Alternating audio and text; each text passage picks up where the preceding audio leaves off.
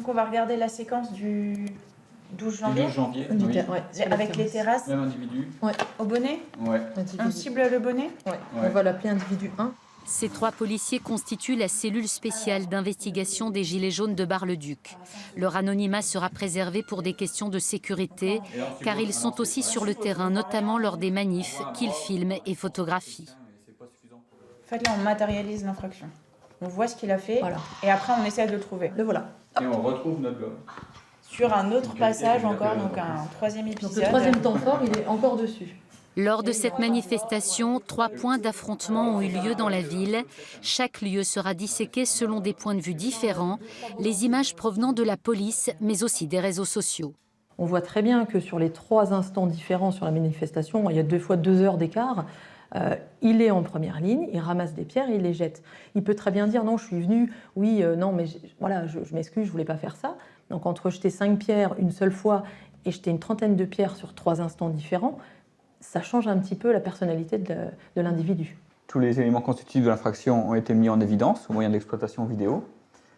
Ensuite, il y a eu un travail d'isolement de la personne et en vue d'avoir des éléments permettant son identification. Donc on diffuse les photographies à tous les services de police et de gendarmerie en passant par la police judiciaire. Donc c'est le travail de la police judiciaire qui nous a beaucoup aidé sur la résolution de cette affaire-là. C'est un policier mosellan qui reconnaîtra l'individu lors d'un contrôle routier.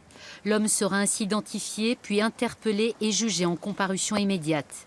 Voilà donc la valeur ajoutée de cette cellule spéciale d'enquête qui est de réunir l'expertise de ces 3 policiers provenant d'univers différents. Le renseignement, l'investigation et la police technique et scientifique, une nouveauté dans la police depuis les violences perpétrées lors des manifestations des Gilets jaunes. On associe nos forces, on associe nos moyens d'identification, nos moyens d'investigation. Et c'est aussi parti du constat que le mouvement des marées jaunes, gilets jaunes, en tout cas pour les franges les plus radicales, lorsqu'on avait des dégradations, était commise par des individus qui allaient de ville en ville, de samedi en samedi, et que l'on retrouvait d'une manifestation sur l'autre. Et effectivement, nous avons eu des situations où des individus avaient été identifiés, voire interpellés sur d'autres manifestations et sont ensuite venus casser sur Bar-le-Duc. Donc bien évidemment, là, le retour policier et judiciaire est extrêmement valorisant. Là, c'est le jackpot. On a un visage, en tout cas, et ça, c'est grâce aux vidéos qu'on fait sur le terrain directement.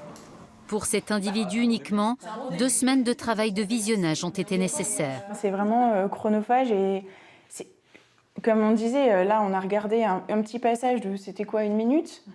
On l'a déjà regardé au moins 10 fois. Après, il y en a encore 50 à regarder. Mais à la fin, on arrive à l'identifier. Quand il y a le nom qui ressort, on est fou. Enfin voilà, on sait que derrière, ça va porter ses fruits, donc ça motive.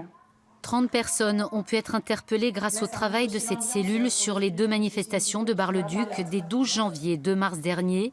Tous sont lorrains, la majorité étant des identitaires d'extrême droite.